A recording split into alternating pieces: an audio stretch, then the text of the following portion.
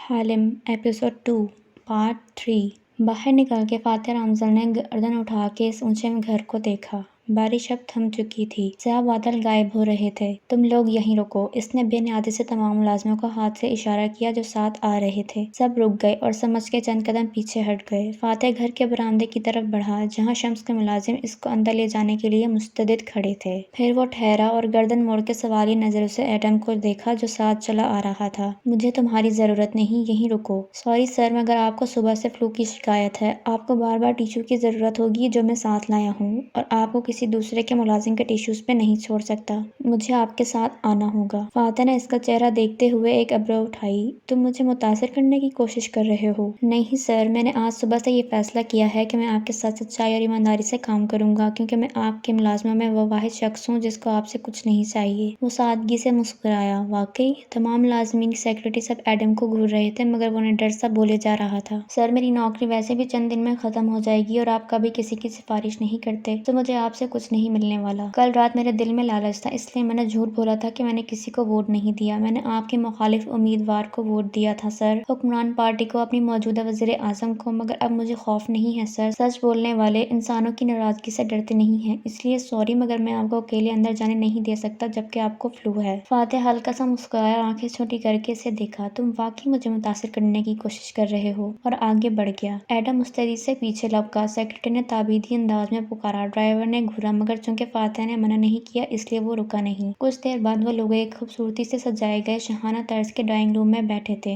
اونچی کھڑکیاں، سنہری پردے اور سفید مخملی صوفے، جیسے کراچی کا کوئی بنگلہ ہو۔ شمس صاحب چینی نقوشیاں حامل ادھیڑ عمر انسان تھے۔ ان کے سامنے فاتح رامزل براجمان تھا، ہاتھ صوفے کی پشت پہ پھیلائے، ٹانگ پہ ٹانگ جمائے بیٹھا تھا۔ ایڈم پیچھے کھڑا تھا، ہاتھ میں ٹیشو کا پیکٹ تھا۔ تمہیں کچھ پریشان کر رہا ہے فاتح؟ شمس صاحب تفکر سے اس کا چہرہ دیکھ کے بولے تھے۔ میں ایک دوراہے پہ کھڑا ہوں، کراس روڈز پر، سامنے 3 سڑکیں ہیں، فیصلہ نہیں کر پا رہا کہ کون سی لوں۔ بات کے اختتام پہ وہ جھکا اور میز پہ رکھے ٹیشو باکس سے 3 ٹیشو کھینچے۔ ایڈم کا منہ کھل گیا۔ تمہارے پاس اس لیے آیا ہوں تاکہ اپنا ذہن کلیئر کر سکوں۔ مجھے خوشی ہے کہ تم نے ہر برے وقت میں مجھے یاد رکھا ہے اور مجھ پہ بھروسہ کیا ہے۔ میں کسی برے وقت میں نہیں ہوں شمس۔ طے شدہ ٹیشو سے ناک رگڑتے اس نے کندھے ذرا سے اچکائے تھے۔ ایڈم نے بے چینی سے پہلو بدلا، ٹیشو کا پیکٹ پکڑا، ہاتھ پہلو میں ڈھیلا سا گر گیا۔ اگر مجھ پہ بھروسہ کیا ہی ہے تو میری رائے کو تحمل سے سنو۔ تم اچھے وقت میں بھی نہیں ہو فاتح، لوگ تم سے ہاتھ کھینچ رہے ہیں۔ ایش چاہتا ہے کہ میں چیئرمین شپ کے الیکشن سے دستبردار ہو جاؤں، اسرا چاہتی ہے کہ ہم امریکہ چلے جائیں۔ یہ سراسر ظلم ہے۔ شمس صاحب کے چہرے پہ غصہ نظر آنے لگا۔ چیئرمین بننے کا اگر یہ درست وقت نہیں ہے تو وہ الگ بات ہے، لیکن ملک چھوڑنا،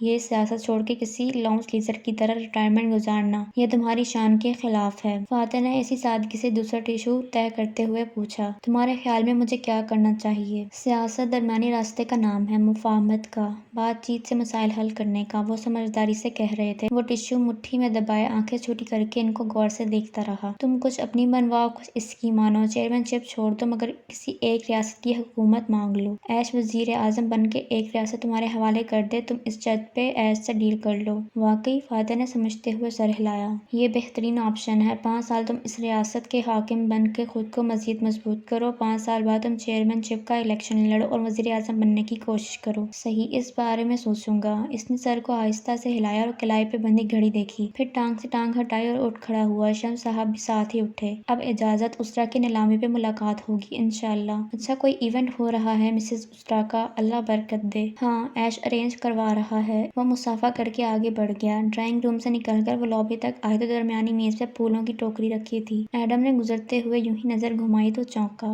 ٹوکری میں ایک سرخ اور گلابی کارڈ کا کونا جھلک رہا تھا۔ ذہن میں دھماکہ ہوا۔ لیٹ نائٹ کارڈز آئے تھے، صبح صبح سب سے پہلے ادھر ہی آیا۔ کسی خواب کی سی کیفیت میں ایڈم سیدھا ہوا، پھر آگے دیکھا۔ فاتح موبائل پہ بٹن دباتا آگے بڑھتا جا رہا تھا۔ ایڈم شل سا پیچھے آیا۔ اس کا دماغ سن ہو رہا تھا، مگر اسے خود پہ قابو پا کر کار میں بیٹھنا تھا۔ گیٹ پہ کھڑے ہو کر شمس صاحب نے فاتح کی کار کو الوداعی ہاتھ ہلایا، اور جب تمام گاڑیاں نظروں سے اوجھل ہو گئیں تو انہوں نے موبائل نکالا اور اسپیڈ ڈائل پہ ایک نمبر ملا کے فون کان سے لگایا۔ ایک ہاتھ کمر پہ جمائے گھنٹی سننے لگے۔ ایش، رابطہ ملنے پہ پھر انہوں نے گہری سانس لی۔ تم نے ٹھیک کہا تھا، وہ سب سے پہلے میرے پاس آیا ہے۔ ہاں بے فکر رہو، میں نے وہی کہا ہے جو تم نے بولا تھا، ایک ریاست کی حاکمیت اور بس۔ دوسری طرف سے کچھ کہا گیا تو وہ سوچتے ہوئے بولے، کچھ نہیں کہہ سکتا مگر وہ دستبرداری کے لیے نیم رضامند لگتا ہے۔ نہیں نہیں، اس کو مجھ پہ شک نہیں ہوا، وہ مجھ پہ اعتبار کرتا ہے۔ وہ اب بولتے ہوئے اندر کی طرف مڑ گئے۔ آواز ہلکی ہوتی جا رہی تھی۔ چند کلومیٹر دور اپنے آفس فلور کے کارنر آفس میں اشر پارور سیٹ سنبھالے بیٹھا تھا۔ ٹیک لگائے وہ فون کان پہ جمائے مسکرا کے سن رہا تھا۔ گڈ، مجھے معلوم تھا وہ کبھی بھی امریکہ نہیں جائے گا۔ ہم نے اس کو موت دکھا کے بخار پہ راضی کرنا ہے۔ وہ مجھ سے جلد ہی ایک ریاست کی مانگ کرے گا اور میں اس کا مان رکھ لوں گا۔ وہ سمجھے گا سارا آئیڈیا اسی کا ہے۔ کال بند کر کے اس نے اپنے چیف آف سٹاف کو بلایا۔ جیسے ہی وہ اندر آیا اس نے دیکھا کہ اشر سنجیدہ سپاٹ سا بیٹھا ہے، چہرے پہ بے رحمی بھری سختی اور ماتھے پہ بل ہیں۔ ارب امیر زادے کا بندوبست کر لیا ہے؟ اس نے سرد آواز میں پوچھا۔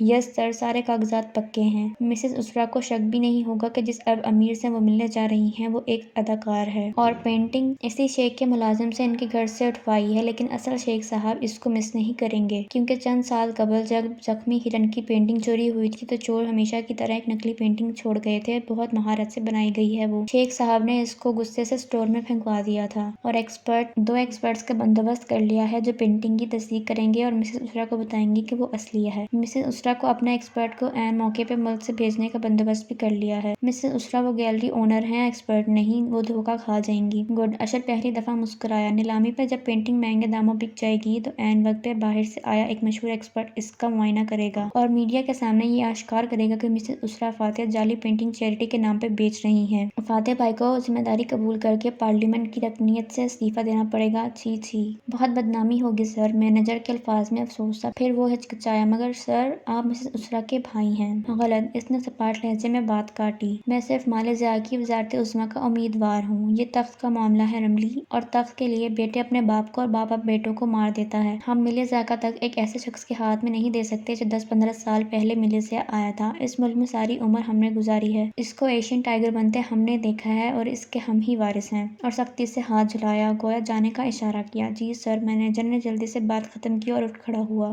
کولہامپور پہ چھائے سرمئی بادلوں کو سورج نے دونوں ہاتھوں سے دائیں بائیں دھکیل کر اپنے جھانکنے کا راستہ بنا لیا تھا۔ بارش ختم ہو گئی تھی اور سنہری دن نکل آیا تھا۔ ایسے میں شہر کا ایک مشہور معروف کنونشن سینٹر، جس کو پدرا ورلڈ ٹریڈ سینٹر کہا جاتا تھا، اپنی پوری آباداب سے کھڑا تھا۔ تکون عمارت جو سامنے سے شیشوں سے ڈھکی تھی اور اس کے اندر بڑے بڑے ہال بنے تھے جہاں کنونشن اور سیمینارز منعقد ہوتے تھے۔ ایک طرف شاپنگ مال تھا اور اوپر آفس بلڈنگز۔ باریسن نیشنل کا ہیڈ آفس اسی تکون عمارت کے اندر واقع تھا، اور اس وقت فاتح رامزل آفس فلور کی لابی میں تیز سے چلتا جا رہا تھا۔ 4-5 افراد بھی اس کی معیمت میں قدم اٹھا رہے تھے۔ ایڈم بالکل خاموش تھا۔ ذہن کے پردے پہ بار بار ٹوکری سے جھلکتا کارڈ آتا تھا۔ فاتح رامزل اس سے چند قدم آگے تھا۔ سیکرٹری اور باڈی گارڈ کی موجودگی کے باعث وہ اس کے قریب نہیں جا پا رہا تھا، اور پھر راستے میں اسے دیکھ کے رک جاتے لوگ، جن کو وہ مسکرا کے ہاتھ ماتھے پہ لے جا کر سلام کہتے آگے بڑھتا جا رہا تھا۔ سر، مجھے آپ سے بات کرنی ہے، ایڈم نے پیچھے سے اسے پکارا، مگر فاتح نے ایک نظر بھی نہیں دیکھا۔ البتہ پولیٹیکل سیکرٹری ایڑیوں پہ گھما اور غصے سے اس سے گھورا۔ ایڈم، تم مجھ سے ملو کچھ دیر تک۔ مجھے لگتا ہے عبداللہ نے تمہیں مینرز سکھائے بغیر بھیج دیا ہے۔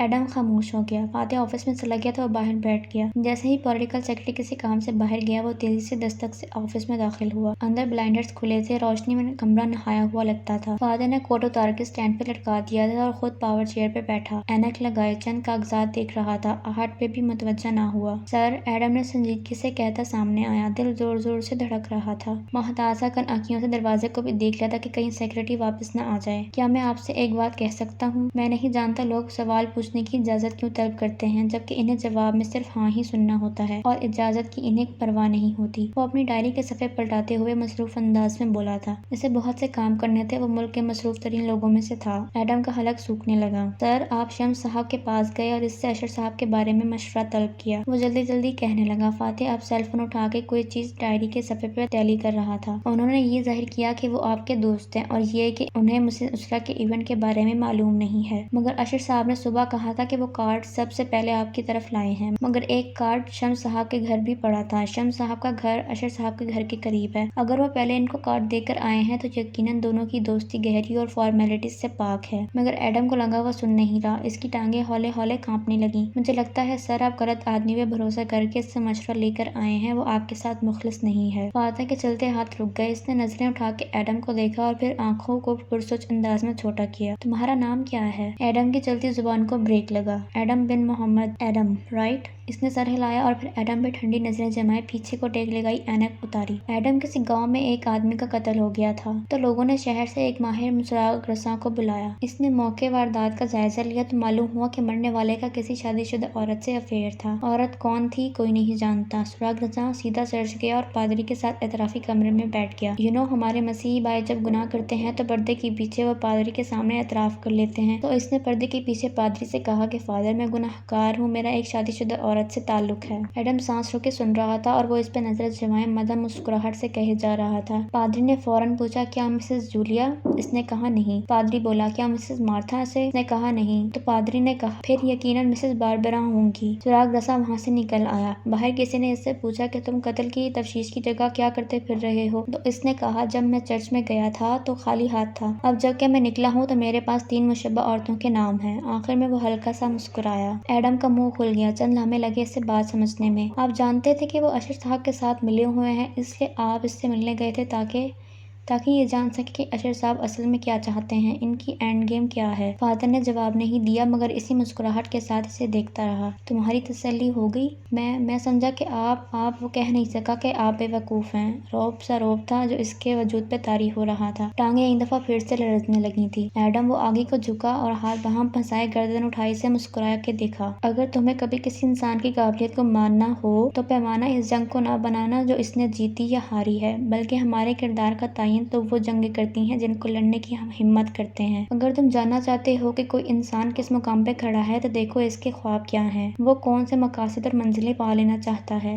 انسان وہ ہوتا ہے جو اس کا سب سے بڑا خواب ہوتا ہے، بھلے وہ اس کو نہ بھی حاصل کر سکے۔ اور اگر ایک آدمی کا خواب اس ملک کے سب سے بڑے عہدے پہ پہنچنا ہے اور اپنے ملک کو ایشیا کا لیڈر بنانا ہے اور وہ شخص اس خواب کے لیے آخری حد تک بھی کوشش کر رہا ہے تو وہ کچھ بھی ہو سکتا ہے مگر بے وقوف نہیں۔ ایڈم نے شل سے انداز میں سر ہلایا۔ سارے الفاظ ختم ہو گئے تھے۔ سب کہتے ہیں کہ آپ ہر ایک پہ اعتبار کر لیتے ہیں۔ غلط کہتے ہیں۔ آپ نے مجھ سے ٹیشو کیوں نہیں لیا سر، جبکہ آپ جانتے تھے کہ میں اسی کام کے لیے کھڑا تھا؟ ایڈم، تمہیں واقعی لگتا ہے کہ فاتح بن رامزل کسی پہ ڈیپینڈ کر سکتا ہے؟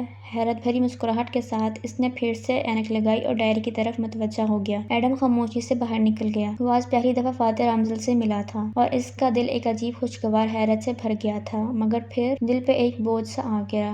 11 دن میں یہ ڈیوٹی ختم ہو جائے گی اور وہ کبھی اس سے یوں نہیں مل سکے گا۔ صرف 11 دن تھے اس کے پاس، ملک کے سب سے بڑے ویژنری حالم سے کچھ سیکھنے کے لیے۔ ظاہر ہے ابھی وہ یہ تھوڑی ہی جانتا تھا کہ یہ 11 دن کبھی نہ ختم ہونے والے دن بننے جا رہے تھے۔ اگلی دوپہر شہر پہ پھیلی تو سارا KL سونے کے پانی میں نہا گیا اور گزشتہ روز کی بارش کی نمی کچھ دیر کے لیے کم ہو گئی۔ ایسے میں اس کالونی کے دونوں اطراف میں اونچے اونچے محل نما گھروں کی 2 قطاریں بنی تھیں۔ تمام گھروں کے لان کشادہ تھے اور چار دیواری 3-4 فٹ کی چھوٹی سی تھی۔ ان میں ایک فاتح رامزل کی رہائش گاہ بھی تھی جو چمکتے سورج تلے دہک رہی تھی۔ فاصلے پہ ایک درخت کی اوٹ میں ایک کار رکی کھڑی تھی اور اس میں وہ دونوں بیٹھی نظر آ رہی تھی۔ تالیہ نے سیاہ لباس اور سیاہ ٹوپی پہن رکھی تھی اور نظریں جھکائے گلوز ہاتھوں پہ چڑھا رہی تھی۔ داتے نے اسکارف چہرے کے گرد لپیٹ رکھا تھا اور بھدا سا کالا چشمہ لگائے ہوئے تھی۔ چہرہ موڑے تالیہ کی کارروائی دیکھتی رہی، پھر رہ نہ سکی۔ دن دہاڑے چوری زیادہ خطرناک نہیں ہوگی تالیہ؟ تالیہ نے سیاہ آنکھیں اٹھا کے اسے گھورا۔ تم واقعی بوڑھی ہو رہی ہو، اس لیے بھول جاتی ہو کہ دنیا بھر میں 70% سے زائد چوریاں دن کے وقت ہوتی ہیں۔ ہم چور سیکورٹی الارم یا کتوں سے اتنا نہیں ڈرتے جتنا گھر والوں سے ڈرتے ہیں، اور دوپہر میں سب عموماً کام پہ ہوتے ہیں۔ خیر سب تیاری مکمل ہے نا؟ اس نے دوسرا گلوز پہنتے ہوئے کسی لیڈر کی طرح پوچھا۔ داتے نے ٹھنڈی سانس بھری۔ ہاں، کل میں نے ان کا گھر کیس کر لیا تھا۔ دوپہر کے وقت یہاں صرف 3 گارڈز ہوتے ہیں اور ایک ملازمہ۔ کچھ دیر پہلے مسز اسرا نے بہت سے ملازم فارغ کیے تھے، باقی گارڈز فاتحہ صاحب یا اسرا صاحبہ کے ساتھ جاتے ہیں۔ میں نے یہ بھی دیکھ لیا تھا کہ ان کا ہوم الارم سسٹم کون سا ہے۔ کاش تم ہیکر ہوتی اور ہم اتنے تردد کرنے کے بجائے سیکورٹی سسٹم کو صرف ہیک کر لیا کرتے۔ اب کے داتے نے اسے گھورا۔ اول تو یہ کہ ہیکر بننا آسان نہیں ہوتا، دوسرا یہ کہ اس کی ضرورت بھی نہیں، کیونکہ ایک بچہ بھی کسی کا ہوم الارم بند کر سکتا ہے۔ چند فٹ کے فاصلے سے بھی میں اس آرم سے جیمز کا بٹن دباؤں گی اور اس کا الارم جام ہو جائے گا۔ اور سیکورٹی کیمرے؟ وہ وائی فائی پہ ہیں، میں دوسرے جیمز سے وائی فائی بھی جام کر دوں گی۔ پھر میں دروازے پہ جا کے فاتح رامزل کی ناراض ووٹر بن کے دھرنا دوں گی۔ چاروں ملازم اکٹھے ہو جائیں گے اور مجھے بھگانے کی کوشش کریں گے۔ تم کونے سے دیوار پھلانگے اندر چلی جانا۔ پھر وہ ان گھروں کو دیکھ کر ٹھنڈی آہ بھر کے بولی، کیا تمہیں ان امیر لوگوں پہ ترس نہیں آتا تالیہ، جو یہ تک نہیں نہیں جانتے کہ ان کی سیکیورٹی کمپنیز ابھی تک 90 کی دہائی والی الارم ٹیکنالوجی استعمال کر رہی ہیں، اور یہ ان بیچاروں کے ساتھ کتنا بڑا دھوکہ ہے۔ میرا خیال ہے ہمیں یہاں ہر ایک گھر میں چوری کرنی چاہیے تاکہ ان کے الارم کی اصلیت کھل کر ان کے سامنے رکھی جائے۔ یہ ان پر کتنا بڑا احسان ہوگا نا۔ مگر تالیہ نہیں ہنسی، اس کا ذہن بٹا ہوا تھا۔ ٹوپی سے بال اچھی طرح ڈھکے اور گلاسز آنکھوں پہ چڑھائے، پھر کلائی پہ بندھی گھڑی دیکھی۔ ایک لامہ پلان کے مطابق استعمال کرنا تھا۔ میں تیار ہوں، سگنل جام کر دو۔ الیانا صابری کا اس کالونی پہ پہلا احسان، مگر یقیناً یہ آخری نہیں ہوگا۔ الیانا اور داتن نے بہت پیازی سے بٹن دبا دیا۔ تالیہ کی نظریں گھر کے گیٹ پہ جمی تھیں، جہاں سیکیورٹی گارڈ سیاہ کوٹ اور ٹائی میں ملبوس کھڑا فون پہ بات کر رہا تھا۔ الارم، وائی فائی سب ہو گئے ہیں جام، اب تم جا سکتی ہو اور میں بھی۔ داتن دروازہ کھولنے لگی، مگر تالیہ نے اس کے گھٹنے پہ ہاتھ رکھا۔ ایک منٹ۔ اس کی چوکنی نظریں گارڈ پہ جمی تھیں۔ وہ کال کے دوران ایک دم فون کان سے ہٹا کر دیکھنے لگا، پھر جلدی سے اسے کان سے لگایا اور شاید الوداعی کلمات کہہ کر فون بند کر دیا۔ پھر اسکرین پہ انگلی پھیرتا اندر کو بھاگا۔ کیا ہوا؟ کچھ غلط ہے داتن؟ وہ سانس روکے بنا پلکیں جھپکے دیکھ رہی تھی۔ جیسے ہی وہ اندر غائب ہوا، گھر کا الارم بجنے لگا۔ اگلے ہی لمحے وہ گارڈ دوسرے گارڈز کے ہمراہ باہر آتا دکھائی دیا۔ سب ادھر ادھر بھاگ رہے تھے، پستول نکال لیے تھے۔ نکلو یہاں سے جلدی۔ اس کا فقرہ مکمل ہی نہیں ہوا تھا کہ داتن نے گاڑی چلائی اور موڑ کاٹ لیا۔ وہ کالونی کے سرے پہ تھیں، اس لیے گارڈز کی نگاہ نہیں پڑی تھی۔ الارم کیسے بجا؟ داتن ہکا بکا تھی۔ یہ پہلی دفعہ ہوا تھا۔ ان کے الارم سسٹم میں جامر سے بچاؤ کے لیے کوئی جامنگ الگورتھم کا استعمال کیا گیا ہے۔ اگر کوئی سگنل جام کرنے کی کوشش کرے تو گارڈ کو ٹیکسٹ میسج پہ الرٹ آ جائے گا، اور پھر وہ خود اپنے ہاتھ سے الارم آن کر کے چور کی تلاش میں دوڑتے ہیں۔ معلوم ہوتا ہے کہ ان امیر لوگوں کو تمہارے احسان کی ضرورت نہیں ہے الیانا صابری۔ ہاں، داتن نے منہ پھلا لیا۔ وہ شدید خفا نظر آ رہی تھی۔ ہم نے ان کو انڈر ایسٹیمیٹ کیا، اب ہم کیا کریں؟ ڈونٹ وری، تالیہ کے پاس پلان سی ہے، وہ گلوز اتارتے ہوئے آرام سے بولی تھی۔ ڈرائیو کرتی داتن نے گھور کے اسے دیکھا۔ مگر ہم ان کا الارم نہیں بند کر سکتے، یعنی ہم ان کے گھر تب تک نہیں جا سکتے جب تک وہ خود ہمیں انوائٹ نہ کریں۔ بالکل، اور اب وہ ہمیں خود انوائٹ کریں گے۔ اس نے ٹوپی اتاری اور بیگ میں پھینکی۔ سیاہ بال کس کے جوڑے میں بندھے نظر آ رہے تھے اور دھلا دھلایا نکھرا ہوا چہرہ گہری سوچ میں ڈوبا لگتا تھا۔ مگر کیسے؟ جانتی ہو ایک بہترین کون گیم کیسے کھیلی جاتی ہے؟ کون کا لفظ کانفیڈنس سے ہوتا ہے۔ ہمیں دیکھنا ہوتا ہے کہ ہمارے شکار کو کس چیز پہ اعتماد ہے، اندھا اعتماد۔ مگر کچھ کون گیمز میں ہم یہ دیکھتے ہیں کہ ہمارا شکار کس چیز سے سب سے زیادہ ڈرتا ہے۔ اور تمہیں پتہ ہے لاہور اور ملائیشیا کے لوگ سب سے زیادہ کس چیز سے ڈرتے ہیں؟ پولیس سے نہیں داتن، ڈینگی سے۔ رائٹ، داتن نے گہری سانس لے کر سر ہلایا۔ دا ڈینگو اسکیم۔